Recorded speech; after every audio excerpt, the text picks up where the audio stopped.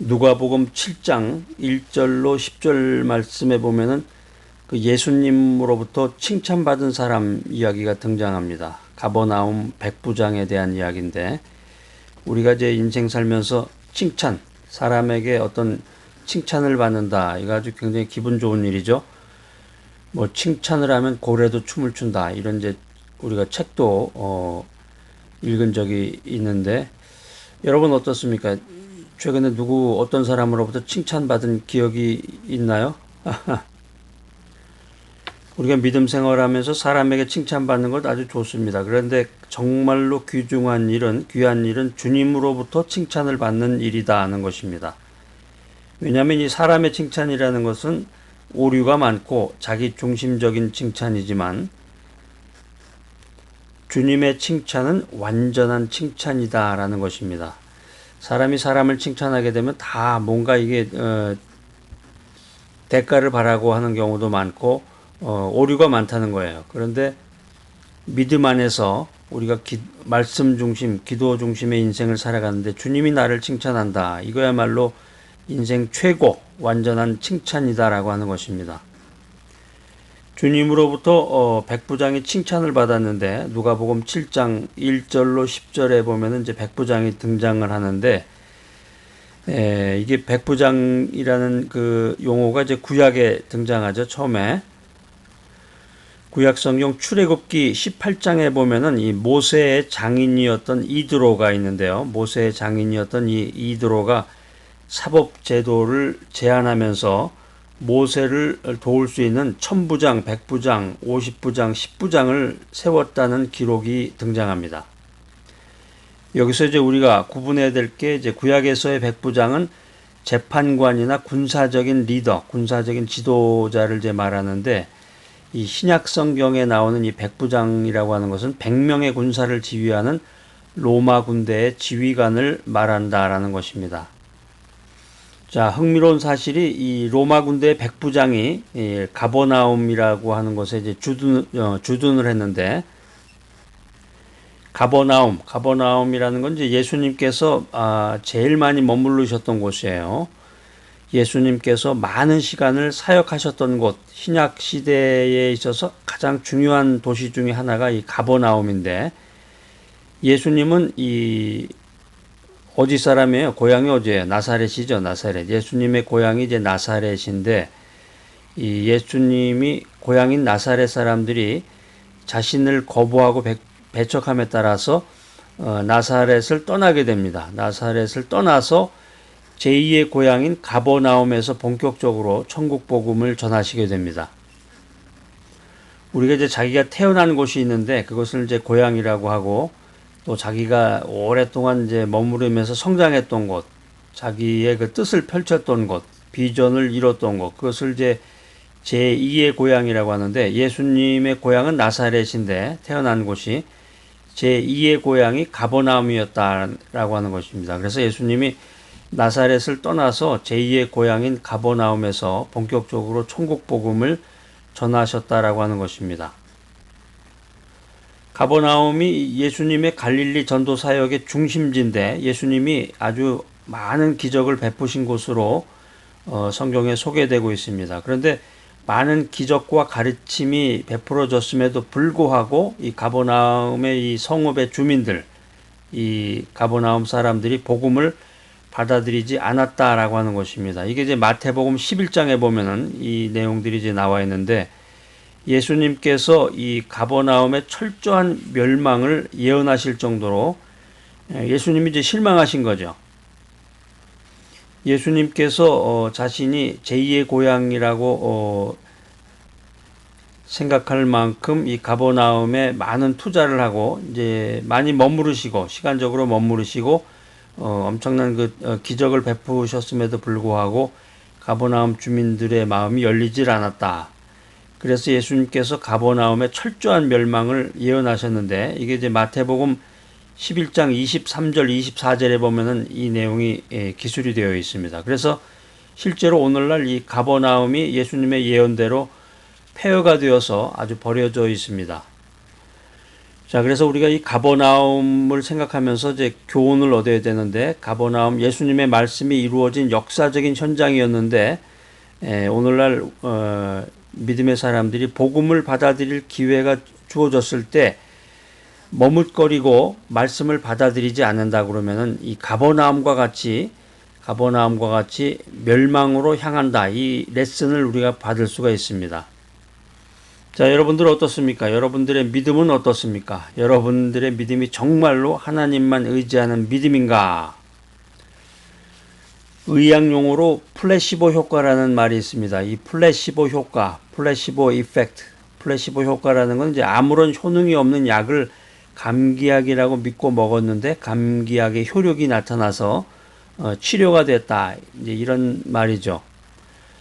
마음이라고 하는 책에 이런 내용의 이야기가 나옵니다. 오늘날 이 라이트 씨가 암에 걸려서 살 수 있는 날이 며칠 안 남았다는 사형 선고를 받게 되었습니다. 그는 암 치료에 효과가 좋다는 이 크래비 오젠이 발견되었다는 소식을 듣게 됐는데, 그래서 의사에게 간청해서 그 주사를 맞게 해달라고 했습니다. 주치의였던 이 필립 웨스트는 그렇게 해주기로 동의를 했고, 금요일날 오후에 라이트 씨에게 크래비 오젠을 주사했습니다. 그런데 놀라운 일이 벌어진 거예요. 며칠 후에 의사는 그의 환자가 죽음에서 벗어나서 간호사들과 농담을 하고 있는 모습을 보고 깜짝 놀랐습니다. 의사는 암 종양이 마치 뜨거운 가스레인지 위에 있던 눈덩이처럼 녹았다. 이런 말을 했는데, 더 놀라운 게 의사가 주사한 게 그 크래비 오젠이라고 하는 그 치료제가 아니라 그냥 단순한 물이었다는 거죠. 왜냐하면 이 크래비 오젠이 아직 만들어지지 않았을 때였는데 믿음이 암 환자를 살렸다라고 하는 것입니다. 플라시보 효과의 반대 개념이 노시보 효과인데, 노시보 효과, 나빠질 거라고 믿으면 계속해서 더 나빠진다는 거죠. 건강한 할머니한테 이 의사가 이런 얘기를 합니다. 할머니 죄송하지만 할머니 이제 이번 달 넘기기가 힘들겠어요. 돌아가시겠습니다. 이런 얘기를 이제 간접적으로 했는데, 계속해서 이런 얘기를 하면은 할머니 이제 곧 돌아가세요. 할머니 곧 돌아가세요. 이렇게 계속해서 얘기를 하면은 할머니가 정말로 한 달 내로 돌아가실 가능성이 높다는 거죠. 이 믿음이라는 게 믿음이 마음을 움직이고 마음의 생각이 감정을 일으켜서 몸의 생리적인 작용이나 반응을 일으키게 된다라고 하는 것입니다. 예수님께서는 믿음의 능력에 대해서 무엇이든지 기도하고 구하는 것은 받은 줄로 믿으라. 그리하면 너희에게 그대로 되리라. 이렇게 말씀하고 계십니다. 믿음이라고 하는 것은 보이지 않죠. 믿음이 이렇게 가시적으로 사람이 눈으로 확인할 수 있는 게 아닌데, 그렇지만 이 믿음에 위대한 능력이 있다는 것을 믿으시기 바랍니다. 믿음은 바라는 것들의 실상이요 보지 못하는 것들의 증거다. 이렇게 히브리서에 기록이 되어 있습니다. 간절히 소망하고 바라는 것들에 대한 이 확실한 믿음이 있으면 그 실제의 모습인 실상이 나타난다는 거예요. 보지 못한 것들이 믿음이 있으면 보이게 된다. 이게 이제 성경의 교훈인데, 이렇게 이제 믿음이 사람의 마음을 지배하고 사람의 몸을 지배한다라고 하는 것입니다. 믿음이 행동을 다스리고 내일과 미래를 다스립니다. 믿음의 크기가 그 사람의 크기를 결정하는 것입니다. 자, 그런데 믿음이라고 해서 똑같은 믿음은 아니다. 성경은 또 이렇게 이야기를 하는데, 주님이 베드로에게 믿음이 적은 자여 이렇게 책망했던 것이 생각나죠? 또 도마에게는 뭐라 그랬어요? 의심하는 믿음이라고 책망하셨습니다. 그런데 예수님께서 가버나움의 백부장한테는 이스라엘 중에 아무도 이만한 믿음을 만나보지 못했다. 이런 칭찬을 하셨습니다. 여기서 이만한 믿음이라는 게 뭔가? 이만한 믿음. 이 베드로에게는 믿음이 적은 자요. 도마에게는 의심하는 믿음이라고 책망을 하셨는데, 가버나움의 백부장에게는 이만한 믿음을 만나보지 못했다. 여기서 이만한 믿음이라는 것은 이 믿음의 분량이 아니라 퀀터티, 믿음의 분량이 아니라 믿음의 질, 퀄러티, 믿음의 질을 말하는 것입니다. 여러분의 믿음은 어떻습니까? 여러분의 믿음의 질은 어떻습니까? 무엇이든지 기도하고 구하는 것은 받은 줄로 믿으라. 그리하면 너희에게 그대로 되리라. 신약성경 누가복음 7장 1절로 10절에 보면은 그 예수님께 칭찬받은 백부장이 등장을 하는데, 이 칭찬받은 백부장의 믿음이 과연 어떤 믿음인가, 이것을 이제 세 가지로 한번 분석을 해서 여러분들에게 가장 중요한 그 엑기스만 여러분들에게 알려드리도록 하겠습니다. 집중해서 잘 들어보세요. 자, 첫째로 백부장의 믿음은 말씀 중심의 믿음이었다라고 하는 것입니다. 우리가 이 백부장의 믿음을 통해서 우리의 믿음을 한번 점검해보고 우리가 더욱더 말씀 중심, 기도 중심의 그 신앙생활을 해 나가면 좋겠습니다. 백부장의 믿음은 말씀 중심의 믿음이었다. 이 백부장이 예수님께 말씀만 하사 내 하인을 낫게 하소서, 이 누가복음 7장 1절로 10절에 보면은 그 백부장에 대한 그 이야기가 자세히 기록이 되어 있는데, 이 백부장의 믿음이라고 하는 것은 주님께서 직접 가셔서 안수해 주지 않더라도 말씀 한마디면 기적이 일어나고, 말씀 한마디면 난치의 병인 중풍병이 낫고, 말씀 한마디면 능력이 나타날 것을 믿는 말씀의 창조적인 능력을 믿는 믿음이었다라고 하는 것입니다. 이 백부장이 참 어마어마한 귀한 믿음을 가지고 있는 사람이었는데, 말씀 한마디로 모든 게 다 가능하다라고 하는 것을 그 믿음을 통해서 나타냈던 사람이 바로 백부장이었습니다. 여러분, 오늘 여러분들의 믿음은 어떻습니까? 정말로 말씀만을 의지하는 믿음인지, 세상을 의지하지 않고 하나님의 말씀만을 의지할 때, 세상을 의지하지 않고 하나님의 말씀만을 의지할 때 주님의 능력이 나타나심을 믿으시기 바랍니다. 여러분은 어떻습니까? 창조자요 구원자이신 예수님 앞으로 나오신 적이 있습니까? 아니면 간신히 턱걸이 하듯이 교회 문턱만 넘으면서 주일날 한 번 교회 간신히 그냥 나오게 되는지. 예전에 보니까 이제 그 가족이 교회를 전부 나오는데, 그 와이프는 아주 믿음이 좋아서 열성적으로 교회 생활을 하고 믿음 생활하고 예배를 드리는데, 그 남편은 그 차를 몰고 주차장에서 그 가족을 기다리는, 그러면서 경제신문지 같은 거 이렇게 보면서 주식 투자 어떻게 하나 뭐 이러면서 궁리하면서 그 주차장에서 기다리면서 이렇게 했던 거를 제가 본 기억이 나는데, 간신히 턱걸이 하듯이 교회 문턱만 넘는 그런 신앙, 이것은 이제 아무런 의미가 없습니다. 나를 지으시고 나를 창조하신 분, 나의 병을 치료하시고 나의 환경을 치료하시고 내 삶을 바꾸기 위해서 나의 삶의 장에 찾아오신 이 창조주 하나님께서 바로 지금 여러분에게 이렇게 말씀하십니다. 내게로 오라. 내게로 오라. 내 문제를 가지고 내게로 오라. 여러분들의 문제가 무엇입니까? 주님께서 반드시 믿음의 기도를 응답해 주실 것을 믿습니다. 자, 두 번째로 이 백부장의 믿음은 인격적인 믿음이었다. 인격적인 믿음이었다. 이 백부장의 사랑하는 종이 병들었다고 성경은 말하고 있습니다. 여기서 사용된 이 백부장의 사랑하는 종이라고 하는 말이 헬라어로는 이제 둘로스인데요. 둘로스. 여러분 잘 아시죠? 둘로스란 말. 이 둘로스라는 게 노예라는 뜻이에요. 성경에 기록됐던 이 로마 시대의 그 종이라고 하는 것은 법적으로 소나 말과 같이 이 법적인 권리가 없습니다. 그 사람들은 병든 사람을 백부장의 종이라고 말했는데, 백부장은 예수님이 문 앞에 왔다는 말을 듣고 사람을 보내서 말씀만 하사 내 하인을 낫게 하소서, 이렇게 말하고 있습니다. 놀랍습니다. 이 백부장은 사람들 앞에서 자신의 종을 노예라고 말하지 않았고 하인이라고 불렀다는 거예요. 하인. 그러니까 이 백부장은 종을 노예처럼 부리지 않았습니다. 자신의 종들을 도구로 생각하지 않고 자신과 똑같이 아파하고 울고 웃는 사람, 이 인격체로 대했다는 거예요. 인격체로 대했다. 그래서 백부장은 자신의 노예를 사랑으로 따뜻하게 보살펴 주었습니다. 그리고 유대 민족을 사랑했습니다.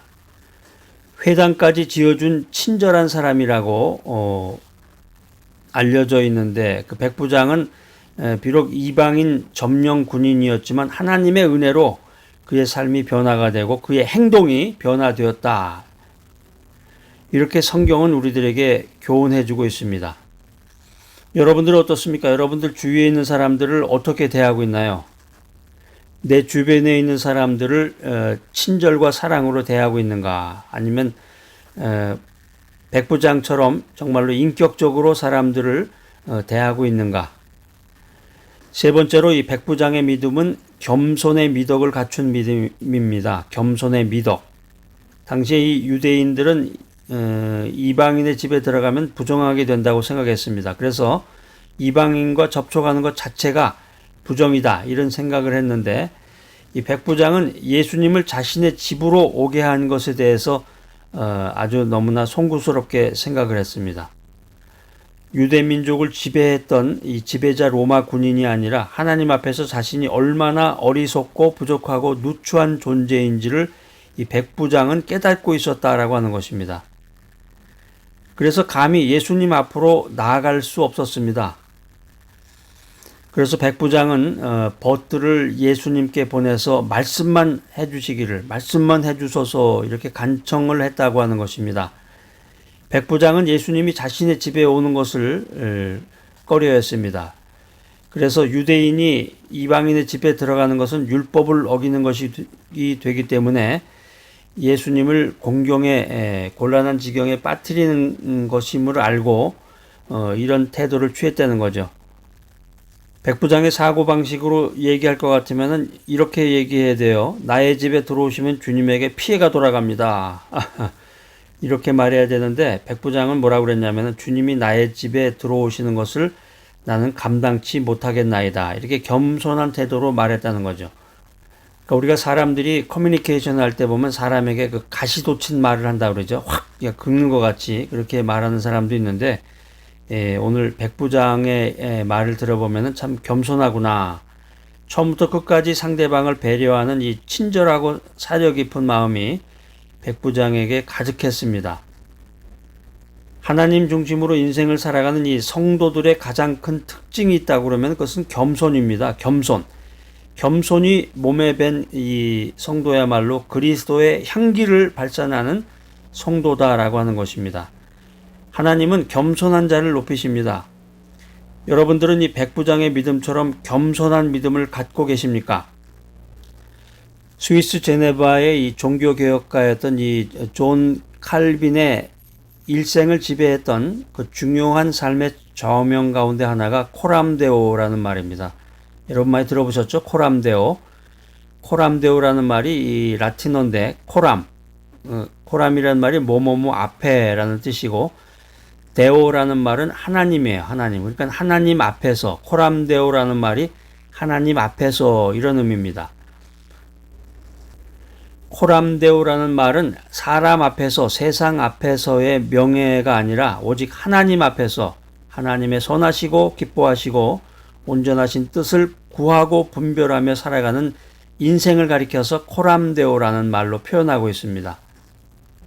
이 코람데오라는 말의 그 연역은 부패가 극에 달했던 이 16세기 중세 시대에 이 종교개혁가들이 크리스찬들로 하여금 하나님의 권위 안에서 하나님 안에서 하나님의 이름을 높이며 하나님께 영광을 돌리며 사는 이 삶의 방식을 요약했던 말입니다. 여기 하나님 앞에 서서 예배드리는 사람이 있습니다. 하나님 앞에 서 있는 사람들은 마음으로 나는 지금 하나님 존전에 서 있습니다. 만물을 창조하신 창조주 하나님의 영광 앞에 서 있습니다. 전능자요 지존자이신 그분 앞에 서 있습니다. 이런 고백을 할 것입니다. 우리가 이 사실을 참으로 겸손한 마음으로 믿는다면 우리들의 그 예배의 태도가 얼마나 달라지겠습니까? 무엇이 우리로 하여금 이 세상을 이기게 할 수 있겠습니까, 여러분? 무엇이 우리로 하여금 삶의 고통과 절망과 질병으로부터 이기게 할 수 있겠습니까? 부패가 극에 달했던 이 16세기 중세 시대에 이 종교개혁가들은 다섯 가지 개혁의 슬로건을 내세웠습니다. 솔라 스크립투라, 솔라 스크립투라, 오직 말씀으로. 솔리 피데, 오직 믿음으로. 솔라 그라티아, 오직 은혜로. 솔루스 크리스투스, 오직 그리스도로. 솔리데오 글로리아, 솔리데오 글로리아, 오직 하나님께 영광을. 주님을 사랑하시는 여러분, 이 위대한 생각들이 오직 예수 그리스도에 대한 겸손한 믿음이 출발점이 된다는 것을 잊지 마시기 바랍니다. 누가복음 7장 1절로 10절에 등장하는 그 백부장을 예수님이 칭찬하신 이유가 무엇일까? 예수님께서 백부장의 믿음을 칭찬하신 이유가 무엇일까? 이 유대인들의 그 생활 풍습을 적어 놓은 책이 있는데요. 미슈나라는 그 책에 보면은 이방인들은 대부분 자기 집안에 우상을 가지고 있었습니다. 유대인들은 그 우상을 불결하게 여기고 그 우상 때문에 이방인들의 집에 들어가지 않았는데, 이런 풍습을 잘 알고 있었던 이 백부장이 예수님께서 하인을 고쳐주겠다고 자기 집에 가겠다고 할 때 배려의 차원에서 감당하지 못하겠나이다, 이런 말을 하게 됩니다. 감당하지 못하겠습니다. 이 말을 듣고 예수님이 백부장의 믿음을 칭찬한 게 아니에요. 감당하지 못하겠나이다, 이 말을 듣고 예수님이 백부장의 믿음을 칭찬한 게 아닌데, 백부장이 섬세하게 배려하는 마음가짐을 뜻하는 말인데, 이건 이제 믿음이라고 할 수는 없죠. 근데 예수님이 무슨 믿음을 보고 그러면 백부장을 칭찬했을까? 그게 이제 누가복음 7장 8절에 나오는 말인데요. 종 보고 오라 하면 오고 가라 하면 갑니다. 백부장이 했던 이 말을 보고 예수님이 그의 믿음을 칭찬했다는 거죠. 종 보고 오라 하면 오고 가라 하면 갑니다. 백부장은 이 인간의 질병을 자기에게 소속된 하인과 같이 예수님의 하인으로 생각했다는 것입니다. 그래서 내가 하인을 오라 하면 오고 가라 하면 가는 것처럼 이 인간의 질병이라고 하는 것도 예수님의 권능 아래 놓여진 종에 불과하기 때문에 굳이 공간적으로 하인이 알아놓은 침상까지 예수님이 오실 필요가 없고, 우리 집에 오실 필요도 없고, 그냥 주님이 그냥 말씀만 하셔도 그 질병이라는 그 예수님의 종이 그 하인의 몸에서 떠나갈 것입니다. 이렇게 말을 했다는 거야. 이 말을 들은 예수님이 어이구 너무 놀란 거야. 야, 이게 어마어마한 믿음을 가졌네. 감동을 받으신 거야. 예수님이 감동을 먹었다 그러는데 예수님이 감동받으신 겁니다. 아이고 이게 웬일이야. 백부장이 참 이게 지금 무슨 말을 한 거냐 하고 깜짝 놀라신 거죠. 이 백부장의 confession, 고백. 예수님이 우리 집에 오실 필요 없고 다만 말씀으로만 하셔도 이 질병이라는 그 예수님의 종은 내 하인에게서 바로 즉각 떠나갈 것입니다. 이런 말로 표현한 이 믿음의 내용이 도대체 무엇이길래 주님께서 이렇게 깜짝 놀라셨을까? 믿음이라고 하는 것은 한마디로 하나님의 하나님됨을 보는 눈이다라는 것입니다. 예수님께서 이 땅에 하나님으로 오셨는데 육신의 몸으로 오셨기 때문에 사람들이 예수님이 하나님 되심을 미처 못 알아본 거죠. 대부분 사람들이 인간의 모습만 보고 그분이 하나님이신 줄을 못 알아봤습니다. 그런데 백부장은 그것을 알아봤다는 거예요. 그분이 창조주 하나님이시라는 것을 깨달았다는 것입니다. 백부장이 했던 말, 가라 하면 가고 오라 하면 옵니다. 그러니 말씀으로만 하옵소서.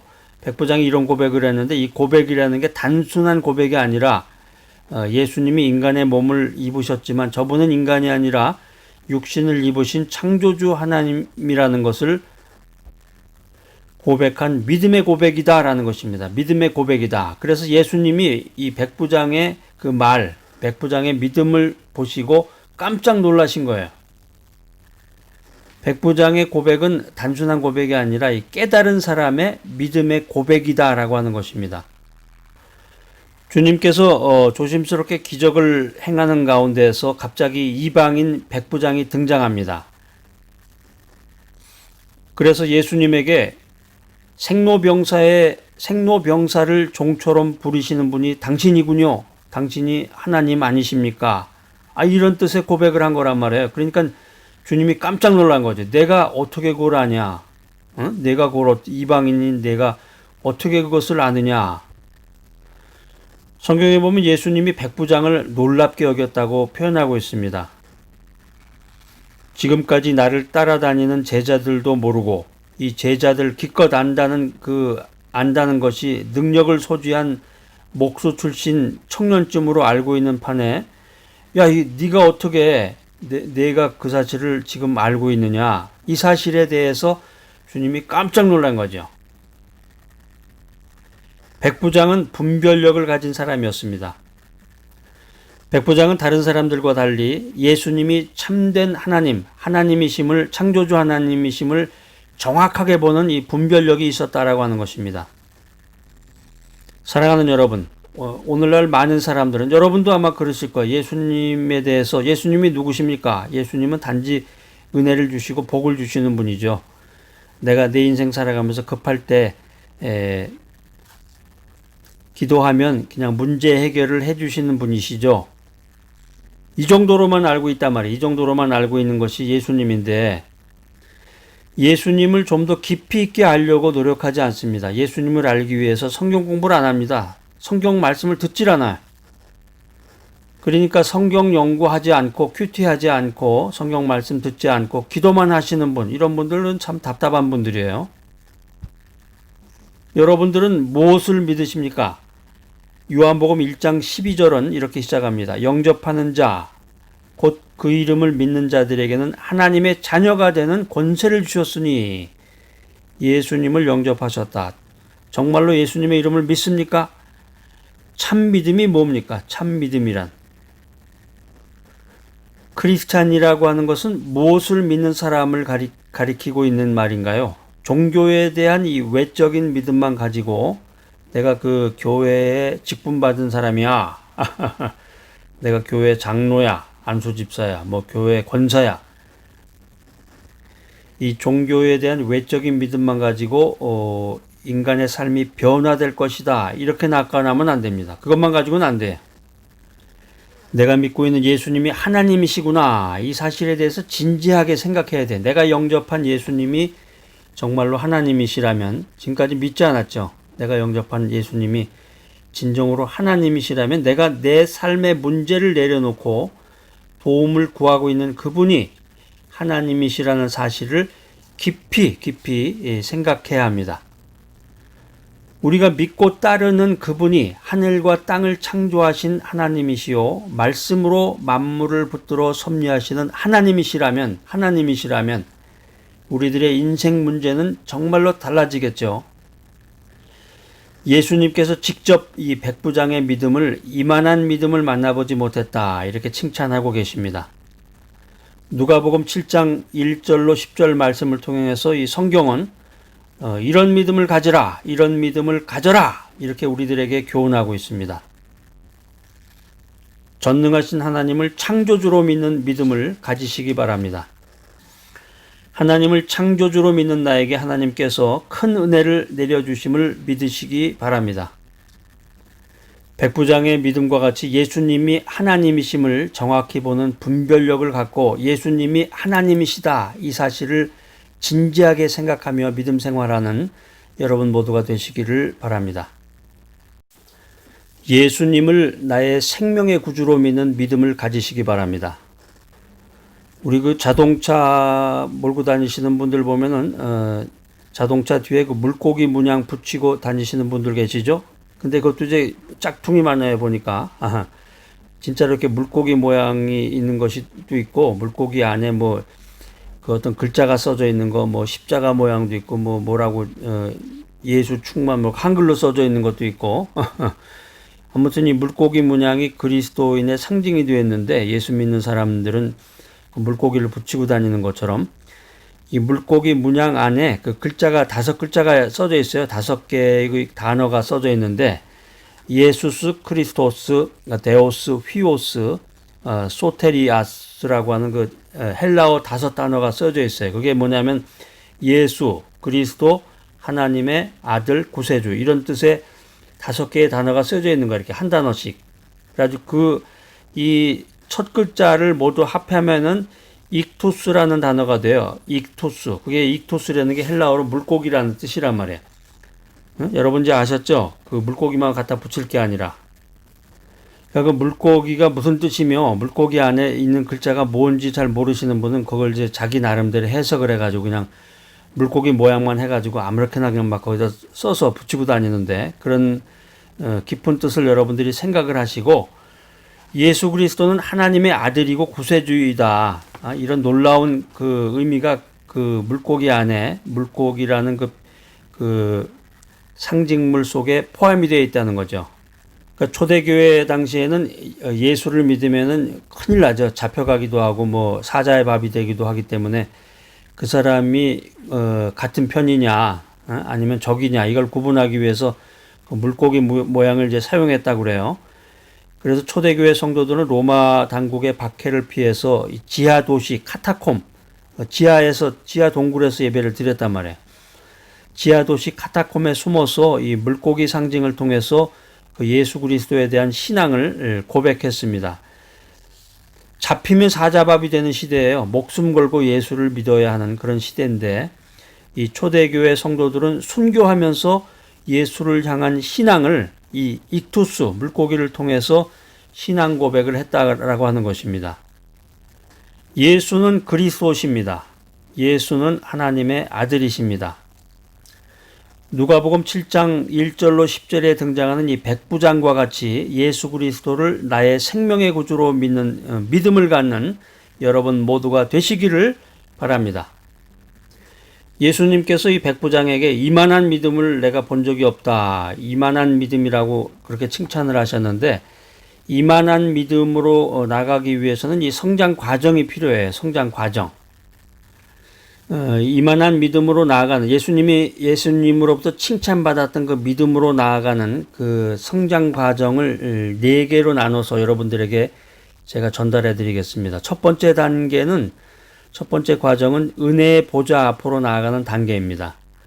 그러니까 뭐 믿음 생활, 믿음이다, 난 믿습니다, 뭐 이러지만은 그 출발이 있어야 되는데 믿음의 첫 출발은 하나님 앞으로 나아가야 된단 말이에요. 하나님 앞으로 나아가야 된다.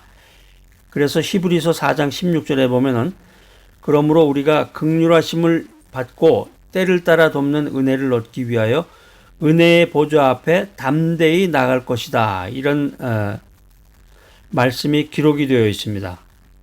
은혜의 보좌 앞으로 담대히 나아가라.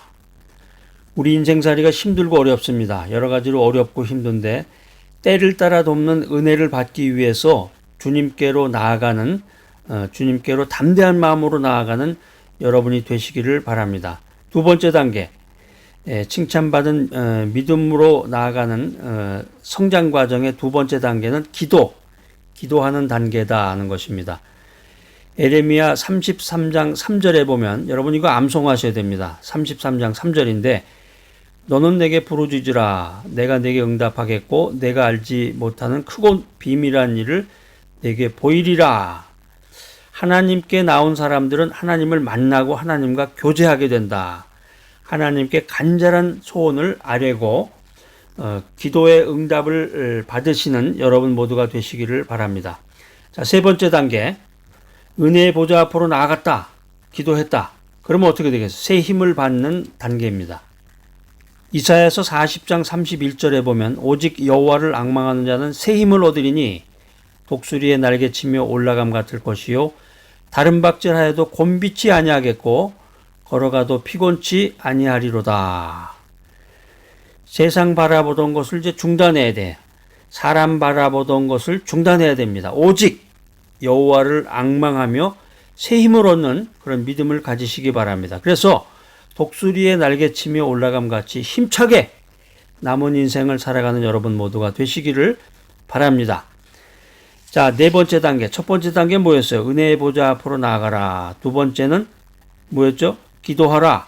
세 번째는 새 힘을 얻으라. 마지막 네 번째는 사랑하라. 사랑하는 단계입니다. 마태복음 22장 37절로 40절에 보면은 예수께서 가라사대 내 마음을 다하고 목숨을 다하고 뜻을 다하여 주 너의 하나님을 사랑하라. 이것이 첫째는 계명이요. 둘째는 내 이웃을 내 몸과 같이 사랑하라. 이 두 계명이 율법과 선지자의 강령이다. 이렇게 성경이 말하고 있습니다.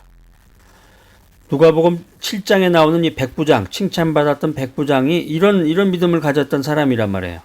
그 백부장이 주님을 사랑하고 자기 하인을 사랑했는데, 여러분들도 이 백부장의 믿음을 본받아서 이만한 믿음의 소유자가 되어야 됩니다. 그래서 주님으로부터 칭찬을 받고 더 이상 머뭇거리지 말고 큰 믿음으로 사는 여러분 모두가 되시기를 축복합니다.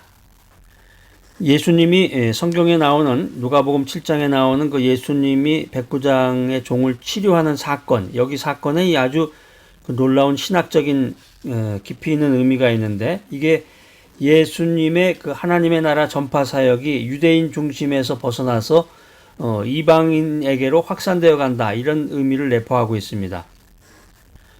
여기에 그 예수님의 놀라운 그 영적 리더십이 나타나게 되는데, 예수님께서 이 백부장의 신앙을 유대인들의 그 신앙보다 더 높게 평가하셨습니다. 이건 이제 교회 내에서 앞으로 이제 이방인의 역할이 더 뛰어날 거다, 이것을 이제 예시해 주는 그런 내용인데, 또한 예수님을 직접 보지 못하고 유대인 전도자들을 통해서 복음을 받아들인 이 이방인 성도들을 크게 격려해 주는 사건이었다라고 하는 것입니다.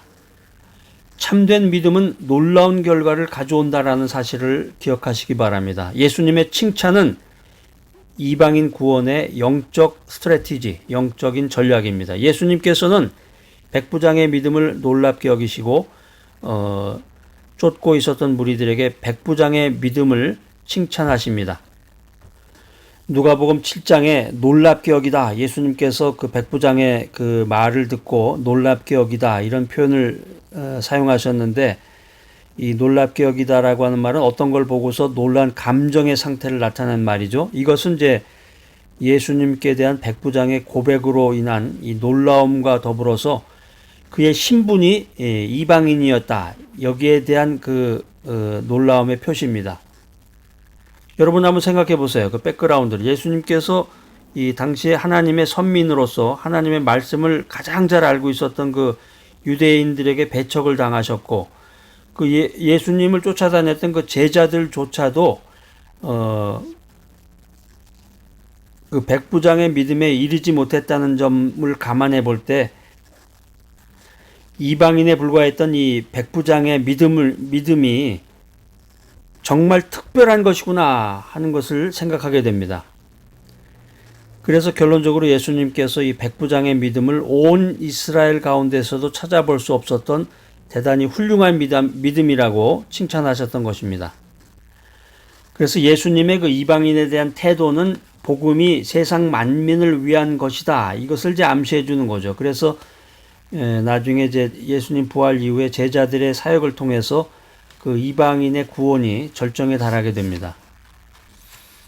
여기서 이제 조금만 더 살펴보면은 이 가버나움에서 칭찬받은 백부장의 믿음이 이제 스타트 포인트가 되는데, 가버나움의 그 칭찬받은 백부장의 믿음으로 시작한 이방인 구원 역사가 마침내 또 다른 백부장이었던 그 고넬료가 세례를 받고 초대교회의 그 핵심 멤버가 됨으로써 그 절정을 맞이하게 된다라고 하는 것입니다. 백부장에서 백부장으로 이어지는 믿음이 된 거네요.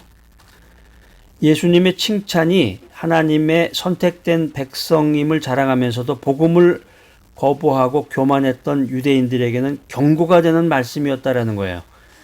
그러니까 지금 이제 우리가 교회 다니면서 딱 어깨에다가 힘주고, 나 교회 장로다, 나 뭐 교회 안수집사다, 교회 권사다, 이 교회 다닌 지 오래된다, 교회 창립 멤버다, 이렇게 폼 잡고 다니는 사람들에게 거만하고 교만한 그 믿음을 갖고 있는 사람들은 이 예수님의 칭찬 메시지를 통해서 이게 나에게 경고가 되고 이게 나에게 기회가 될 수 있는 말씀이구나, 이런 생각을 하고 더 겸손한 마음으로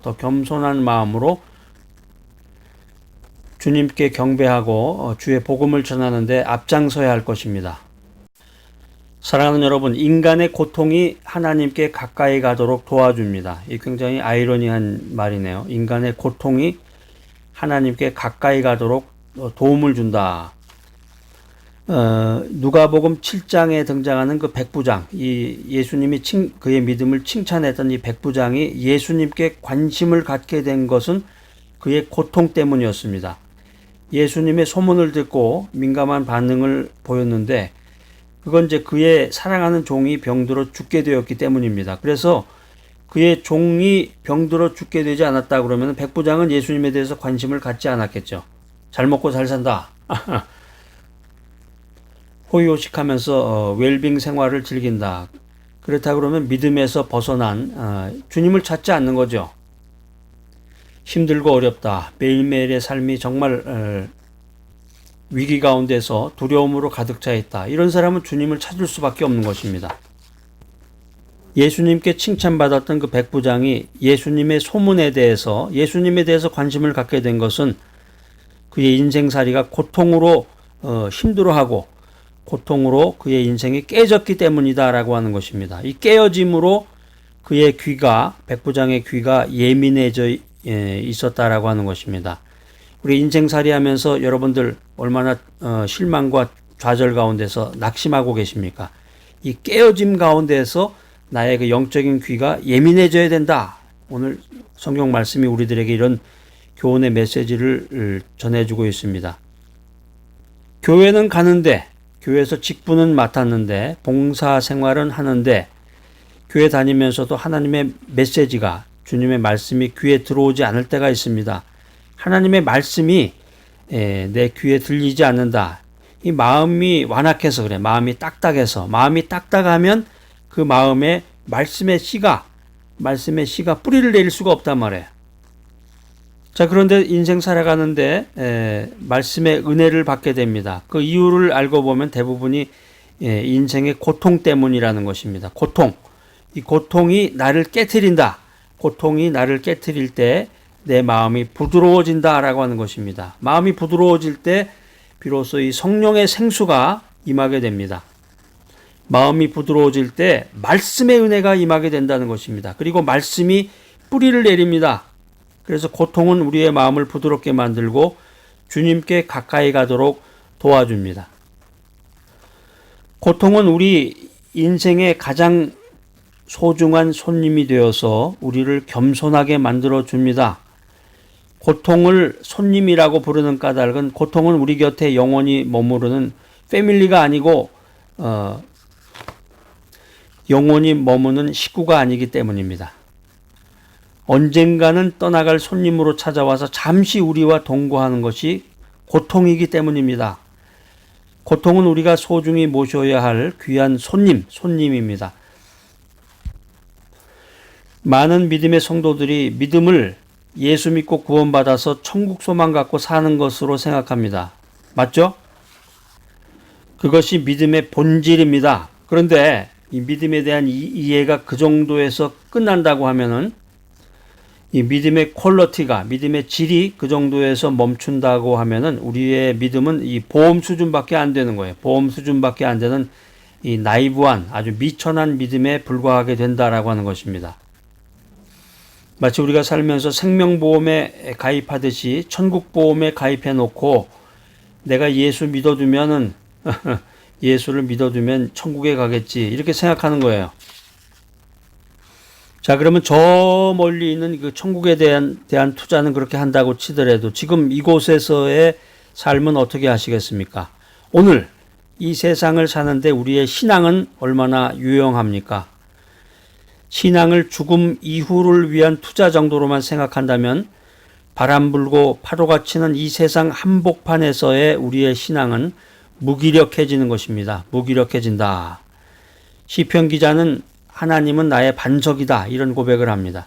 하나님을 내 삶의 근거, 하나님을 내 삶의 진정한 소망으로 믿는다면 반드시 삶의 가치관의 변화가 따라와야 됩니다. 그래서 믿음을 가진 사람이 변화하는 거예요. 변화. 그리고 인생의 가치관은 하나님 안에서 진정으로 변화가 됩니다. 오늘 여러분들은 주님으로부터 어떤 칭찬을 받고 계십니까? 하나님이 우리들을 귀하고 가치 있게 만드셨습니다. 누가복음 7장에 등장하는 이 가버나움의 백부장과 같은 믿음을 갖고 주님으로부터 칭찬받는 여러분이 되시기를 바랍니다.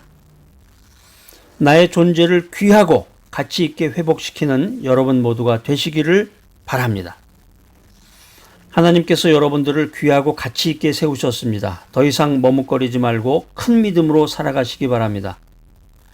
백부장과 같은 믿음으로 주님으로부터 칭찬을 받고 쓰러진 인생을 회복하고 성장시켜 나가는 여러분 모두가 되시기를 주님의 이름으로 축복합니다.